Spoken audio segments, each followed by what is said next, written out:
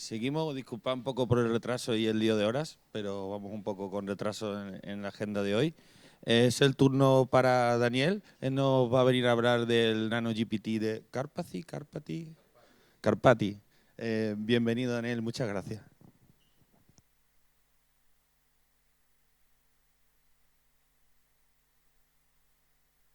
Esto, y además también voy a poner el micro.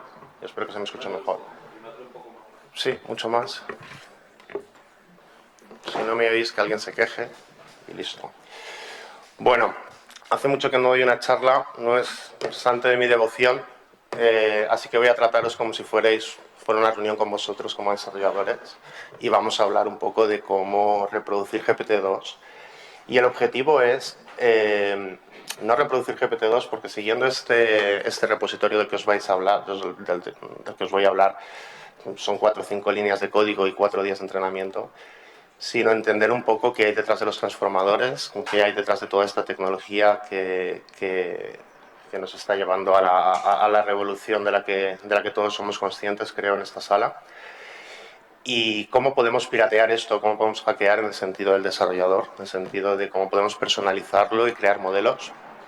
Y realmente esto es el 80% de los conocimientos necesarios para entrenar un propio LLM, desde cero.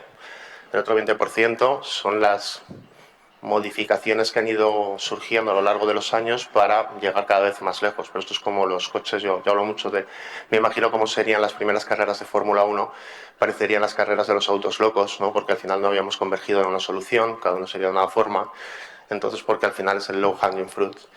Entonces, este 80% es eso. Luego tenemos las sofisticaciones, ya ha pasado tiempo, y ahora todos los modelos más o menos comparten las mismas arquitecturas, se buscan las mismas sofisticaciones, y si nos pusiéramos académicos, pues encontraremos implementaciones que aquí, como los embeddings de posicionales que han cambiado, que se utilizan otros, y otras estrategias de entrenamiento. Pero al fin y al cabo, entre lo que os voy a enseñar ahora, y permitidme tutearos, que yo ya soy viejo, y GPT-4 hay una cuestión de escala. Por lo menos GPT-3 tenemos garantías porque en GPT-3 se publicó, fue la última vez que se publicó los detalles de la arquitectura.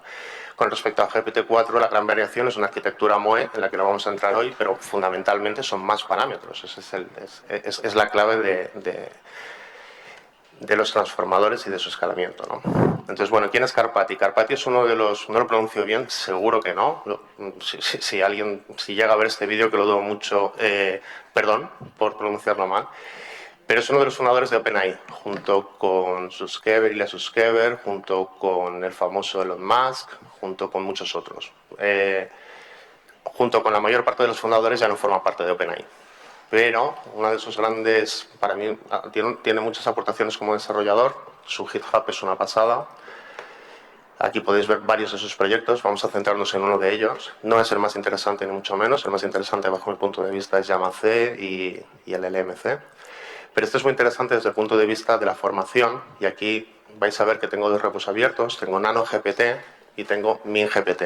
En la presentación dije, voy a ponerme esto aquí porque voy a mirar varias veces a la derecha y cada vez que miro a la derecha no se me oye. En la presentación puse NanoGPT, pero debería haber puesto MinGPT. La diferencia entre estos dos repositorios, la única diferencia es que NanoGPT no le da prioridad a la parte expositiva o a que sea entendible el código, y MinGPT sí, MinGPT es muy legible. Entonces, es verdad que aunque solo es necesario saber Python para leer lo que estamos hablando, pues luego harán falta muchos conocimientos para entender la parte profunda de lo que está pasando, pero al menos nos alejaremos de los conceptos de que esto es un modelo que tiene un montón de ifs o qué está pasando, ¿no? Y bueno, antes de ponerme a tope, me gustaría también explicar mínimamente y hacer referencia al primer artículo que yo leí de transformadores hace un montón. La verdad es que yo no sé si está aquí puesto ni siquiera cuando se hizo esto, pero esto es de la época de GPT-2 y es un artículo fantástico que se llama El transformador ilustrado y explica desde un punto de vista bastante agnóstico a los conocimientos del lector qué está pasando. Bastante agnóstico sabiendo un poquito de álgebra lineal o al menos lo que es un dot product y cosas por el estilo. Pero bueno, al fin y al cabo lo que yo quiero hacer entender es que estos mecanismos lo que están haciendo es trasladar vocabularios a vocabularios. Eso es lo que están haciendo. Y eso es lo que hace un transformador y es la base por la que se llamó transformador en su momento. Y es decir, se le está dando un vocabulario de tokens y se transforma en otro vocabulario de tokens. Lo que pasa es que el diablo está en los detalles. Y eso que parece tan trivial, al final ha sido suficiente para representar por lo menos lo que parece el proceso de cognición humana o el proceso general. Pero podemos ver muchos otros. Al final lo que nosotros siempre vamos a hacer con un transformador es tener una serie de... Aquí podéis ver toda la matemática, es mucho más sencilla de lo que parece. Al final es una matemática, además, vamos a decir, modular, en el que se construye una unidad que llamamos transformador y se estaquea. No voy a pasar por el detalle de esto. Mi compañera María, que es matemática, me ha dicho no les hagas eso. Pero sí que os invito a pasarlo porque además podríais calcular un proceso de transformación prácticamente a mano y podríais entender qué está pasando por dentro, ¿no? Como os digo, esto ya es el 90% prácticamente de lo que está pasando dentro de un transformador. Cuando se escribió este artículo, todavía los transformadores estaban pensando para la traducción automática de lenguajes. Y entonces veréis que aquí lo que hace es traducir un lenguaje en otro. Lo que pasa es que en algún momento empezamos a decir, bueno, ¿y si hablan el mismo lenguaje, pero lo que va a decir? Y resulta que eso al principio llevó a modelos que sueltan jerga, que vamos a entrenar uno en un segundo sobre un dataset de Shakespeare y vais a ver que rápidamente se pone a hablar. Pero a medida que le pedimos que fuera sofisticándose, tuvieron que emerger capacidades para resolver los problemas a los que nos enfrentábamos. Porque claro, decirte algunos textos, la continuación como de bien, que te venga venido, pues fantástico, has almacenado la palabra, ¿no? Pero que te resuelva un problema, ya te digo, un problema quiero decir de tipo cognitivo, pues va a requerir de que emerjan nuevas capacidades dentro del sistema que no se esperaban y no están programadas tal cual. Entonces, que al final, cuando decimos, si es que solo está prediciendo el siguiente token, digo, y tú también solo estás prediciendo el siguiente token, es que eso que parece tan trivial encierra nuestro proceso de cognición, ¿no? Y hablo de nuestro proceso de cognición. Entonces, todo esto lo digo no solo para entender que, y vais a ver muchos casos cuando hablamos de la multimodalidad, cuando hablamos de modelos de vídeo, lo que hablamos es de hablar de un lenguaje a otro. Este lenguaje puede ser texto, este lenguaje puede ser vídeo, este lenguaje puede ser cualquier cosa representable como tokens. ¿Y qué es un token? Un parche. Si estamos hablando de texto, un parche de 2 letras. Si os acordáis de la escuela de los lexemas y los morfemas, al final las palabras están formadas por diferentes partes y cada una de sus partículas le aportan diferentes características semánticas, ¿no? Esa palabra. Pero podríamos decir lo mismo de las imágenes, porque al fin y al cabo si cogiéramos todas las imágenes que hay en nuestro móvil y hiciéramos cuadraditos si les hiciéramos cuadraditos de 4 por 4 píxeles, pues nos van a salir un número limitado, tanto por los colores que puedo codificar como porque son 4 píxeles, ¿no? Ese número limitado serían los tokens, las combinaciones. Y al final lo que hacemos es trasladar de un token a otro. Podemos decir, poner un dataset que le hacemos un shifting temporal, ¿no? O sea, lo desplazamos temporalmente de forma que predice, lo convertimos en un problema de autoagresión y lo que dice es lo que quiero obtener, lo próximo que va a decir, o puedo hacer una traslación y puedo estar incorporando tokens de imagen y que produzca texto, o puedo estar incorporando tokens de imagen y que produzca audio. Al final, en este caso, solo vas a necesitar el dataset y la correlación. En este caso, tenemos frases en inglés traducidas a francés, pero podrían ser imágenes de satélite y estadísticas de cosecha, podrían ser series temporales o cualquier otro tipo de dato cuantitativo. Tokenizamos todos nuestros análisis clínicos y lo convertimos en texto o lo convertimos en imagen. Y entonces aquí el campo es ancho, porque para reproducir la cognición humana necesitamos muchos parámetros. Pero para otras cosas no. El último modelo de meta de generación de vídeo tiene 30 billones, que no es un número que esté fuera ya de lo que podríamos hacer aquí o pagar entre unos cuantos, ¿no? No sé, todavía no está fuera de lo pensable. Entonces, bueno, vamos a decir que ya os he hablado de lo primero. Vamos al repositorio. Para trabajar con transformadores no necesitamos GPUs fuertes, pero sí que necesitamos GPUs modernas. En algunos casos, además, deberán de ser GPUs fuertes. Cuando hablo de GPUs fuertes es que tengan mucha memoria RAM. No sé si hay muchos gamers aquí, yo lo soy, por eso veis que estoy en Windows, no estoy en Linux. Ahora abriré un Jupyter en un Linux para entrenar. Pero al final vamos a decir que el factor limitante o lo que hace más importante una tarjeta gráfica es la cantidad de memoria RAM que tiene esa tarjeta gráfica. Esto es porque al final tenemos que hacer muchas operaciones cuando estamos en CUDA y declaramos una variable, podemos decir dónde la declaramos, en la memoria del sistema, en la memoria de la tarjeta. Y dentro de la memoria de la tarjeta tenemos varios niveles. Ahí es donde vamos a poder decir cómo de rápido queremos acceder. Entonces, un gran modelo pues requiere grandes tarjetas. Un pequeño modelo requiere pequeñas tarjetas, pero todos los modelos requieren tarjetas modernas. Disculpad, un momento, que me muero de calor.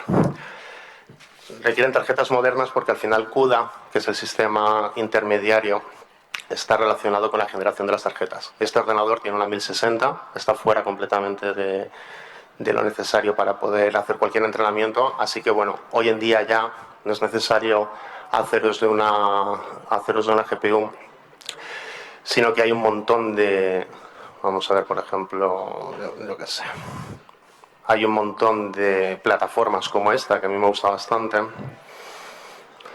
en la que tenéis todo tipo de instancias con todas las tecnologías disponibles, algunas de consumo. Veis que en la descripción he dicho tarjetas de consumo. Bueno, las series RTX 3090 y 4090 se utilizan mucho para entrenar.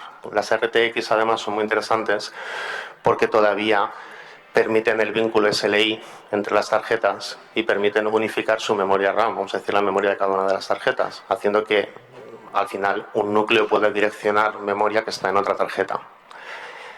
Eso permite aumentar en stack, vamos a decir, esa memoria. Eso se perdió, esa capacidad se perdió en la serie en la serie 4000, la RTX 4000, pero sigue siendo un elemento muy potente y no siempre es necesario tener un vínculo SLI para el entrenamiento. Entonces aquí pues podéis ver un montón de instancias, algunas muy baratas. Estas me imagino que les he puesto una capacidad o un disco mínimo grande para hacer la reproducción. No, pues no están las más baratas aquí, pero vamos, que las podemos ver desde 20 céntimos.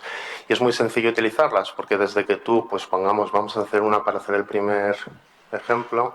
A ver, esta se ha ido ya. Esta se llama bust.ai, recargas, puedes recargar en cripto, es interesante. Y es muy rápido lograr una instancia que tengo preparada ya una plantilla en la que este entorno con PyTorch y QDNN, que al final son los dos requisitos fundamentales, y en 5 segundos vas a tener, y además muy rápido, vas a tener una máquina que te va a abrir. Aquí tengo un Jupyter abierto haciendo el entrenamiento de GPT-2, que va a tirar varios días, pero con la que vais a poder operar muy rápidamente. Y al final, para experimentos, pues se puede hacer. Entonces, bueno, no vamos a seguir, de momento vamos a dejar que vaya cargando y os cuento un poquito cómo va el repositorio y su estructura. El repositorio tiene un README muy bueno, te explica, vamos a hacer de NanoGPT, explica muy bien cómo hacer un Kickstart y además tiene preparados muy bien los scripts listos para hacer directamente la preparación de datos. Sabéis que todo entrenamiento se divide entre los datos de entrenamiento y los datos de validación. Ese es el script que lo va a preparar. Tiene una configuración ya preparada que la vemos y luego el entrenamiento es en un segundo, ¿no? Entonces a partir de ahí se pone a escribir historias de Shakespeare. Esto es un script muy hackeable, muy rápido de cambiarlo por tu dataset y probar qué capacidad tienes. También para hacer experimentos, por ejemplo, porque al fin y al cabo ver que algo entrena a veces es suficiente, ¿no? O sea, aquí si analizamos mínimamente el repositorio, vamos a ver que el modelo GPT propiamente dicho es mucho más legible el de Minimum GPT. Vamos a buscarlo.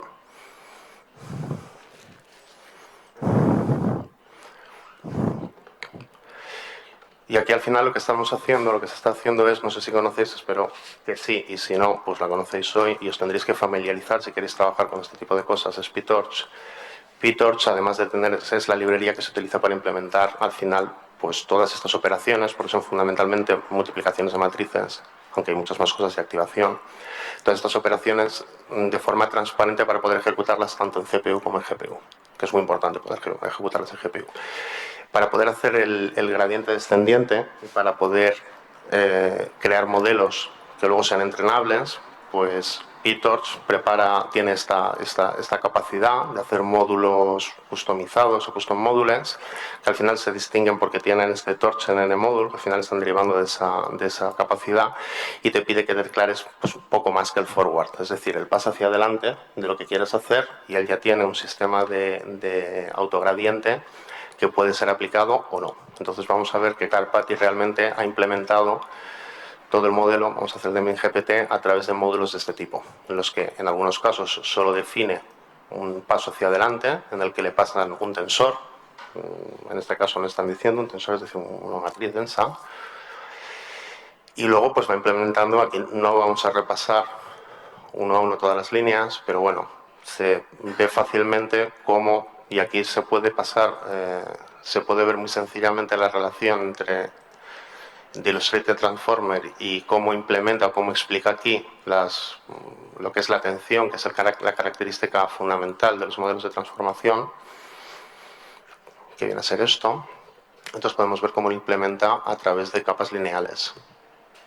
Capas lineales, luego, bueno, que al final, aquí las podemos ver, KQV, cómo las calcula, cómo al final hace el proceso que hemos visto aquí, descrito lentamente, pues esto al final es el core de un transformador. Y esto es al final el core de la atención. Hay varias formas de hacer esto, con el tiempo ha ido evolucionando. Aquí tenemos una causal, se utiliza mucho la flash, lo iréis viendo. Pero al final la construcción de un bloque es pues, una capa de normalización, la atención, otra capa de normalización, y luego esta es la salida. Esto tendrá tantos bloques o tantas cabezas como será especificado. Entonces, para todo esto, bueno, esto al final son los detalles, no es importante, pero entender que todo el modelo, el 100% del modelo, está encapsulado en este archivo. Y lo único que se utiliza, o las únicas capas que se utilizan, vamos a decir, de PyTorch, son la función de activación ReLU, la softmax y la capa lineal. Esos son los tres únicos elementos que está utilizando en la librería, y el resto lo implementa a través de este archivo, que veréis que es muy sencillo. BP es el tokenizador. Esto utiliza un tipo de tokenización que ha evolucionado o se utiliza más o menos, pero al final es una forma de tokenizar texto. Y luego tenemos el script de entrenamiento, en el que, bueno, pues se lleva a cabo, se hace la carga de los datos, se hace el entrenamiento, se pasa por el loop de entrenamiento donde se van haciendo los batch, se va obteniendo se obtiene el gradiente después de ejecutar, se reinicia este gradiente aquí y aquí se pasa el gradiente hacia detrás para que suceda el entrenamiento. Y nada, esto se repite una y otra vez. Disculpadme, estoy a punto de desmayarme del calor. Será el tiempo que hace que no hago charlas. Bueno, entonces si vamos a bus.ai ya tendremos la máquina preparada. Esta es una 2X RTX 4090, es muy grande, mucho más de lo necesario para hacer la prueba que vamos a hacer ahora mismo, pero bueno. Y hay muchas formas de configuración aquí. Yo, por supuesto, he elegido la más insegura y rápida, pero podéis, vamos, que esto tiene capacidad de producción y de ir a producción y tiene una configuración bastante detallada de las plantillas, de la máquina Docker que quieres, cómo quieres conectar, si solo quieres un SSH, etcétera. Pero al fin y al cabo son contenedores Docker con GPUs a los que haces SSH. Y a veces te pueden poner un Jupyter o no. Entonces, no sé, vamos a ver si he entrado correctamente. Aquí entráis en el Jupyter que os abre, podéis abrir directamente una terminal. Y entonces, bueno, pues vamos a hacer el experimento inicial para que veáis que no tiene mayor complicación. Vamos a hacerlo con NanoGPT. Entonces clonamos el repo. No veréis nada, me imagino. No sé si veréis un poco mejor. Clonamos el repo y aquí hay unas pequeñas dependencias. Esta máquina ya tiene PyTorch y tiene CUDA, pero hay algunas dependencias en particular que habrá que instalar. A ver. que son estas.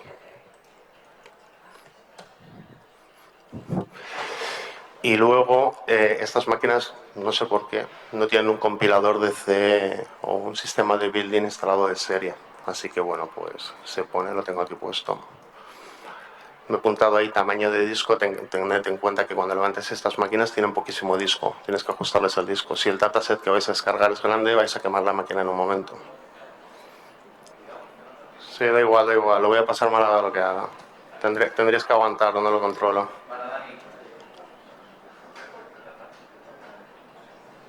Joder, esto lo podéis haber puesto antes. Gracias, Muchas gracias.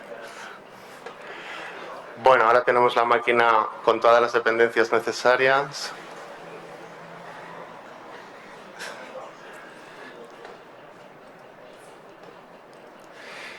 Y en este caso lo que vamos a hacer es preparar el dataset. No me lo toquéis, que está perfecto. Gracias. Ahora mismo está perfecto. Va a preparar el dataset. Se lo va a descargar. Este es un dataset que está preparado por Karpathy. Y veis que es bastante pequeño. Es decir, tiene 1 millón de tokens. Pues yo no sé el Open Data. Bueno, ahora lo veremos, pero vamos, que no me puedo imaginar que tiene como 1000 veces más o 1 millón de veces más. Una vez tenemos el dataset, vamos, aquí estoy siguiendo sencillamente las instrucciones que sigue Karpathy, o sea, que escribe Karpathy. Pues podemos empezar el entrenamiento. En estos modelos está configurado, aquí no lo pone, pero está configurado OneDB para hacer, no sé si lo conocéis, aprovecho, también paso por aquí. Es esta, OneDB, que es que no tengo la cuenta aquí, nosotros no lo usamos mucho, la verdad, porque no entrenamos mucho, quisiera entrenar más a menudo. Pero al final se utiliza muy a menudo para coleccionar las estadísticas. Es como un TensorBoard, pero tiene versión en la nube, tiene capacidad de verlo offline, de enviarlo. Bueno, pues tiene sus comodidades, sobre todo cuando tienes que entrenar clusters y tienes que entrenar en muchas máquinas distintas.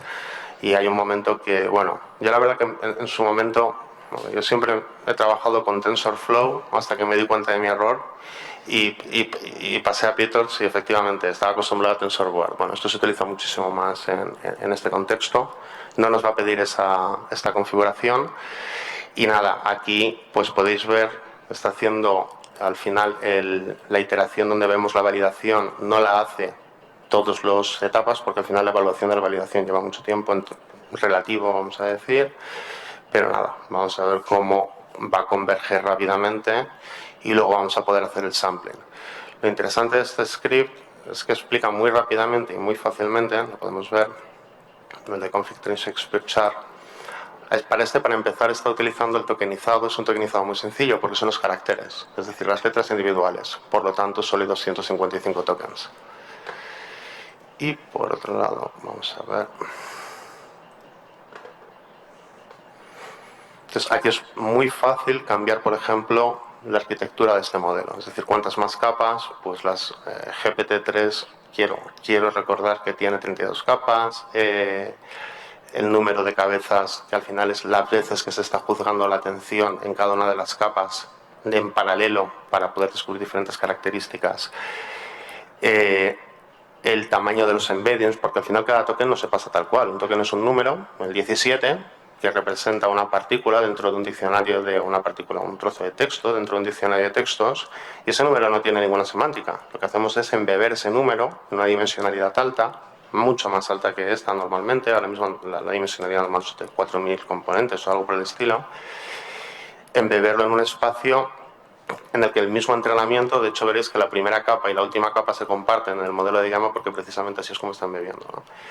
Y bueno, pues hacer más potente o más complejo este modelo es hacer más altos estos números, fundamentalmente.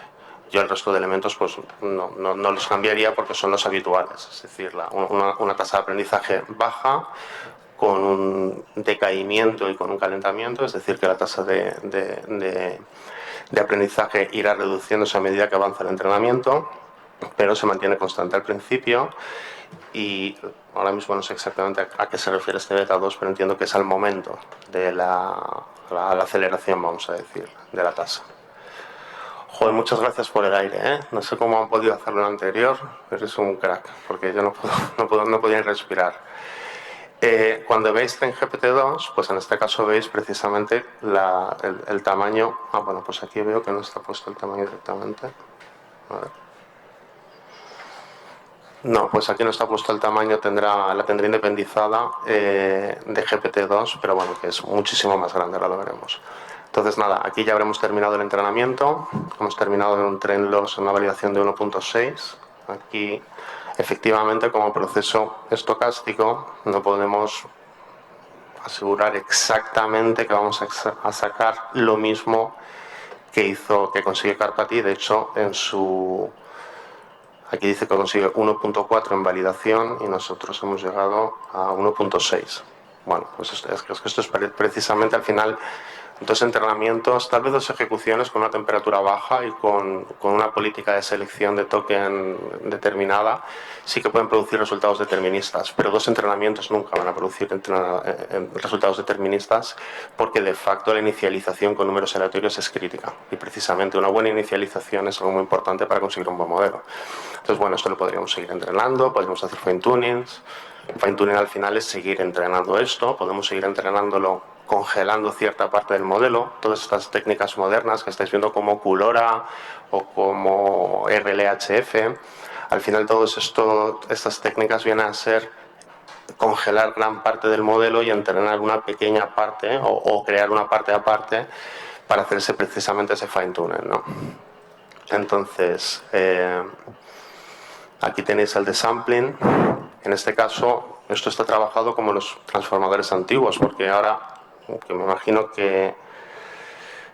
Bueno, el caso es que ha cambiado la forma en la que trabajamos con un transformador. Tradicionalmente era una completación de texto. Esto ha evolucionado hacia los chats y hacia los modelos Instruct, pero al final sigue siendo una completación de texto. Sobre todo modelo que sea una completación de texto, tú puedes simular un chat.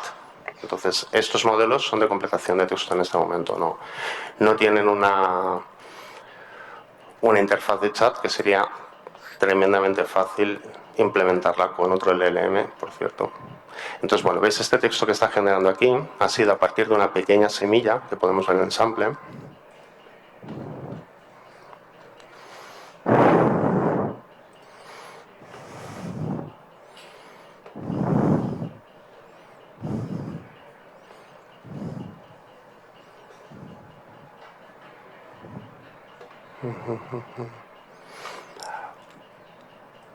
A ver, el beginning of the prompts.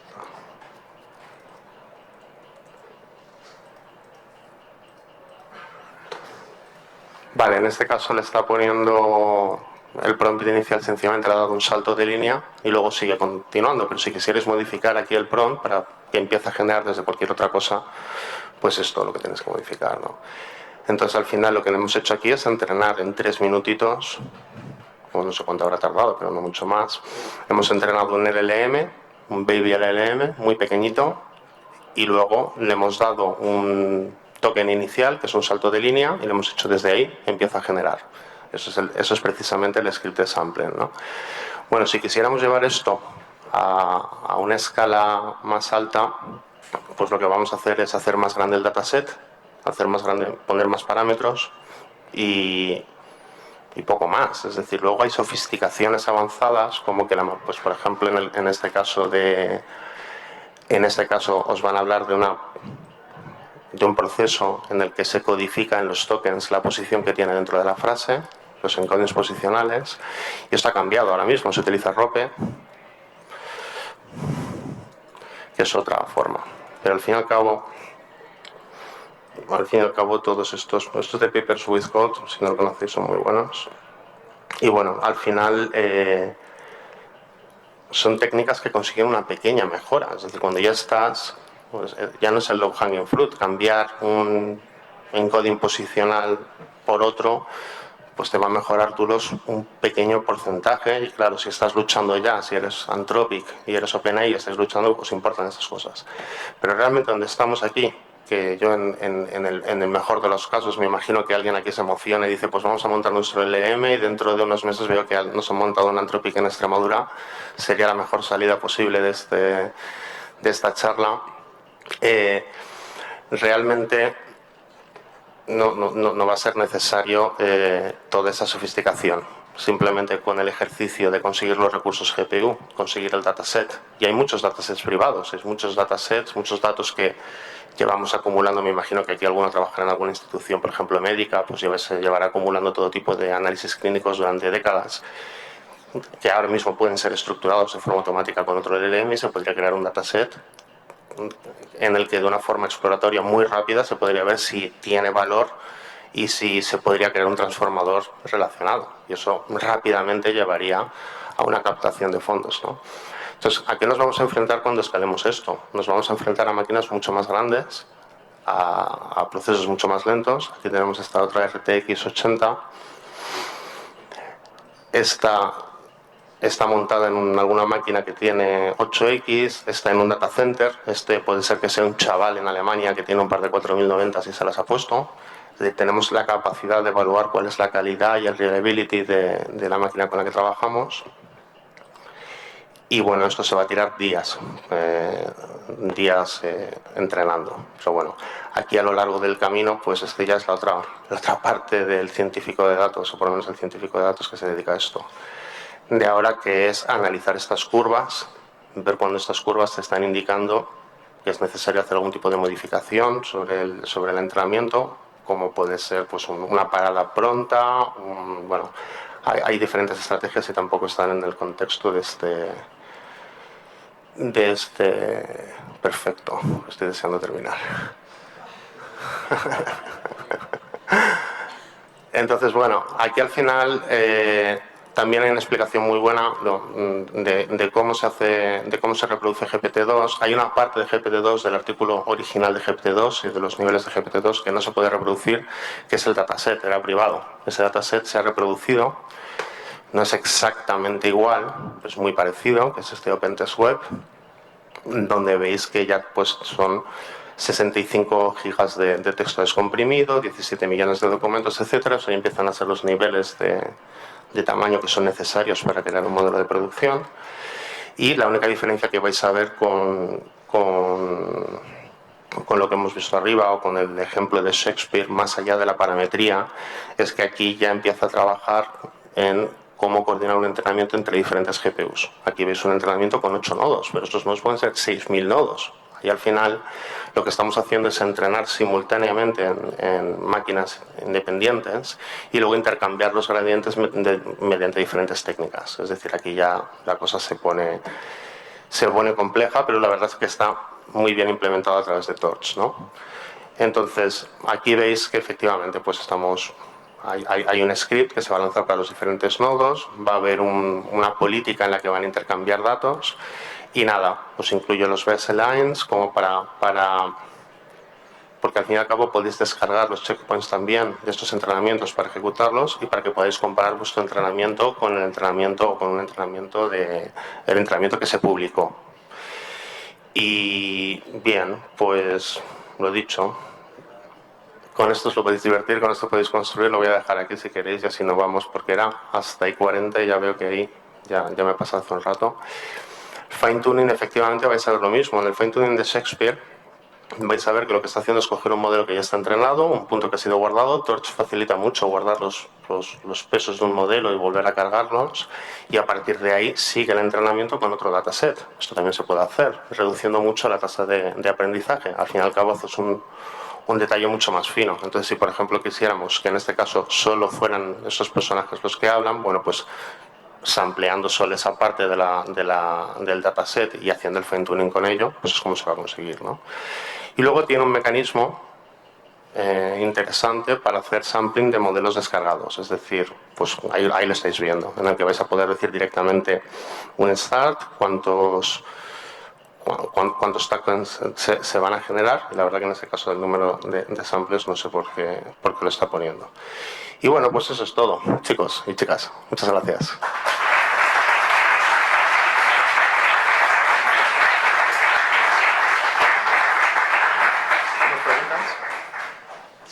Si tenéis alguna pregunta, haré lo que pueda.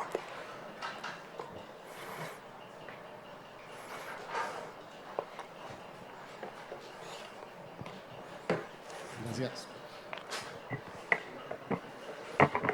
¿Está? Estoy. Hola. Gracias. Te quería hacer una pregunta un poco más general acerca de tu día a día laboral como profesional. ¿Cuáles son el top 3 de complicaciones a la hora de entrenar o hacer fine tuning? Cosas que deberían mejorar o esperas que mejoren en los próximos años. Yo desgraciadamente no hago muchos fine tunings y entrenamientos. Me gustaría hacer más, lo hago más casi en mi tiempo libre que en el real. Pero te diría que es la gestión de los enormes volúmenes de datos y lo que tiene que ver con los errores, porque al final, cuando empiezas a trabajar con muchas máquinas, te vas a empezar a encontrar situaciones imprevistas de todo tipo que van a producir que pierdas entrenamiento y que pierdas datos por el camino, como podría ser una máquina que se ha caído y que no le habías hecho un checkpoint a tiempo, ¿no? Entonces, al final, la gestión, mover todos esos datasets, todos los procesos vienen a ser terriblemente lentos. Simplemente el Open Data Text que hemos visto, solo la tokenización lleva unos 20 minutos en una máquina normal, ¿no? Entonces, tienes que acostumbrarte a saber manejar enormes volúmenes de datos y lo que ello implica. Eso es lo que diría. Gracias. Una más, mientras alguien más se prepara. En cuanto a el hardware para correr los entrenamientos, vi que tenías vast.ai.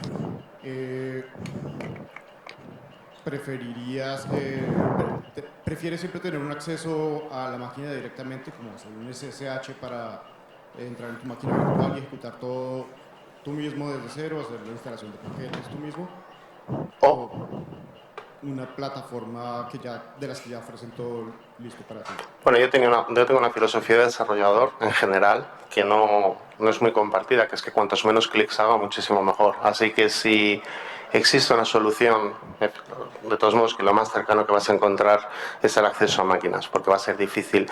O sea, puedes tener soluciones black box como Amazon, por ejemplo, que te hacen entrenamiento, pero ahí tú no estás controlando de ninguna manera el entrenamiento. Entonces, me es muy difícil ver ninguna otra manera de hacerlo que no sean precisamente este tipo de conexiones. Júpiter me parece que es lo más, o sea, no veo otra alternativa, porque al fin y al cabo vas a tener que configurar el entorno, vas a tener que descargar dependencias. Esto es una tarea de programación, no es una tarea completamente, vamos a decir, empaquetada, y cuando lo es se convierte en un modelo black box, tú no tienes el control.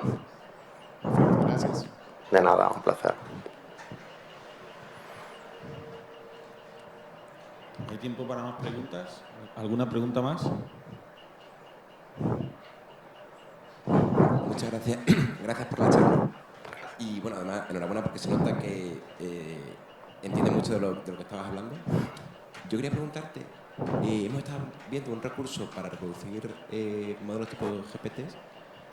No sé si te suena que haya algo similar o crees que se podría hacer algo parecido para arquitecturas como las que tienen los modelos actuales de Llama. ¿Para, disculpa? Para arquitectura, lo mismo que en GPT, pero modelos Llama. Para modelos Llama. Llama. Sí. Sí, bueno, de hecho, a ver, hay todo un mundo. O sea, estoy entendiendo que me estás diciendo para entrenar modelos Llama. O sea, Llama cuando se publica, lo publica Facebook, lo publica directamente sobre la misma arquitectura, es un modelo de PyTorch. Luego hay implementaciones en C, Carpet tiene una implementación en C que ya por eso es cuando quieres llevarlo a producción, pero al final si vemos el código que publica Facebook es muy similar. De hecho, podéis ponerlo prácticamente el de MinGPT y el de Llama y podéis identificar cuáles son las diferencias y veréis esas pequeñas sofisticaciones que se han ido incluyendo, pero es muy similar y utiliza la misma tecnología. Llama no incluye el bucle de entrenamiento. En el código de Llama, cuando entréis en Llama de Facebook, no incluye el código de entrenamiento. Yo le llamo Llama, disculpa, no estoy acostumbrado a hablar en inglés. No incluye el código de entrenamiento, pero es muy fácil de poner. Lo que pasa es que también son muy grandes estos modelos. Entonces, con Llama lo que tiene mucho sentido es piratearlo, es decir, cargarlo es relativamente sencillo. Luego puedes crear, por ejemplo, pues hacer un RLHF o hacer LoRa, que al final son mecanismos que te permiten entrenar modelos muy grandes, no entrenarlos, vamos a decirlo, ajustarlos con pequeños insertos, ¿no? Y eso al final en PyTorch es tan sencillo como decir freeze, es decir, que tú puedes congelar la capa que te dé la gana en PyTorch. Y pues nuestro viejo Stack Overflow es algo terriblemente sencillo, vamos.